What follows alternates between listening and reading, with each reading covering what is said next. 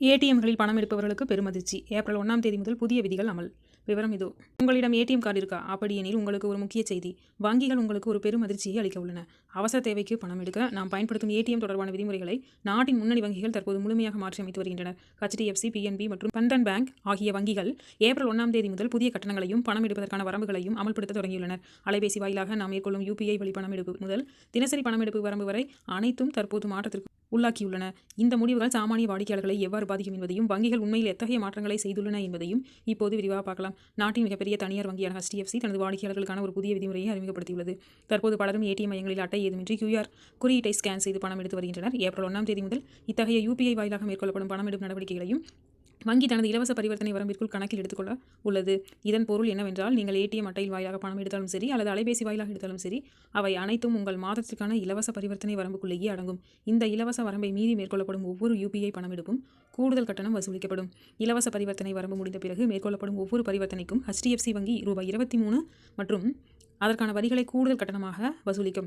முன்னதாக UPI வாயிலாக பணம் எடுப்பதற்கு சில சலுகைகள் வழங்கப்பட்டு வந்தன. ஆனால் தற்போது அவற்றை வழக்கமான ஏடிஎம் அட்டை வழி பணம் எடுப்பதைப் போலவே கருதி அதே விதிமுறைகளை அமல்படுத்தி வங்கி முடிவு செய்துள்ளது. மாதம் முழுவதும் அடிக்கடி சிறிய தொகையாக பணம் எடுக்கும் வாடிக்கையாளர்களுக்கு இந்த முடிவு சிரமங்களை ஏற்படுத்தக்கூடும். ரொக்க பயன்பாட்டை குறைத்து டிஜிட்டல் பரிவர்த்தனைகளை ஊக்குவிப்பதே இந்த முடிவின் முதன்மையான நோக்கமாக தெரிகிறது. மறுபுறம் பொதுத்துறை வங்கியான பஞ்சாப் நேஷனல் வங்கி தனது டெபிட் அட்டைகள் வாயிலாக பணம் எடுப்பதற்கான வரம்பை அதிரடியாக குறைத்துள்ளது. முன்னதாகவே ரூபே, பிளாட்டினம் மற்றும் விசா கோல்ட் போன்ற பிரபலமான அட்டைகள் வாயிலாக ஒரு நாளைக்கு ரூபாய் 1,00,000 வரை பணம் எடுக்க அனுமதிக்கப்பட்டுள்ளது. தற்போது அந்த வரம்பு பாதியாக குறைக்கப்பட்டு 50,000 நிர்ணயிக்கப்பட்டுள்ளது. அதிக அளவிலான ரொக்க பணம் தேவைப்படும் வணிகர்களுக்கும் பயனாளிகளுக்கும் இந்த முடிவு ஒரு பெரும் பின்னடைவாக அமையும். பாதுகாப்பு சார்ந்த காரணங்களாகவே இத்தகைய மாற்றங்கள் செய்யப்பட்டுள்ளதாக வங்கி வட்டாரங்கள் தெரிவிக்கின்றன. PNB வங்கி சாதாரண அட்டைகளின் விஷயத்தை மட்டுமில்லாமல் பிரீமியம் வகை அட்டைகளின் விஷயத்திலும் கடுமையான விதிமுறைகளை அமல்படுத்தியுள்ளது. முன்னதாக விசா சிக்னேச்சர் மற்றும் ரூபே செலக்ட் போன்ற அட்டைகள் வாயிலாக ஒரு நாளைக்கு 1,50,000 வரை ரொக்கப்பணம் எடுக்க அனுமதிக்கப்பட்டது. ஏப்ரல் 1ஆம் தேதி முதல் இந்த வரம்பு 75,000 குறைத்து நிர்ணயிக்கப்பட்டுள்ளது. திடீர் தேவைக்கான ஏடிஎம்களை சார்ந்திருப்பவர்களுக்கு இந்த புதிய விதிகள் சற்று எரிச்சலூட்டுவதாக அமையலாம். வங்கி கிளைகளுக்கு செல்லாமலேயே ஏடிஎம்கள் வாயிலாக பெரிய தொகைகளை திருப்பிப் பெறும் நடைமுறை தற்போது தடைபட்டுள்ளது. பந்தன் வங்கியும் தனது வாடிக்கையாளர்களுக்கு வழங்கப்படும் இலவச பரிவர்த்தனைகளின் எண்ணிக்கையை மாற்றியமைத்துள்ளது. ஒரு மாதத்திற்கு தனது சொந்த ஏடிஎம்களில் 5 நிதி சார்ந்த பரிவர்த்தனைகளை மட்டுமே இலவசமாக மேற்கொள்ள முடியும். கணக்கு இருப்பை சரிபார்த்தல் மற்றும் பின் எண்ணை மாற்றுதல் போன்ற நிதி சாராத பணிகளுக்கு வரம்பற்ற இலவச வசதிகளை வங்கி வழங்கியுள்ளது. இருப்பினும் பிற வங்கிகளில் ஏடிஎம்களை பயன்படுத்தும் போது மிகுந்த கவனத்துடன் இருக்க வேண்டும். பெருநகரங்களில் வசிப்பவர்கள் பிற வங்கிகளின் ஏடிஎம்களை இலவசமாக பயன்படுத்தும் வாய்ப்பு 3 முறைக்கு மட்டுமே அனுமதிக்கப்படும்.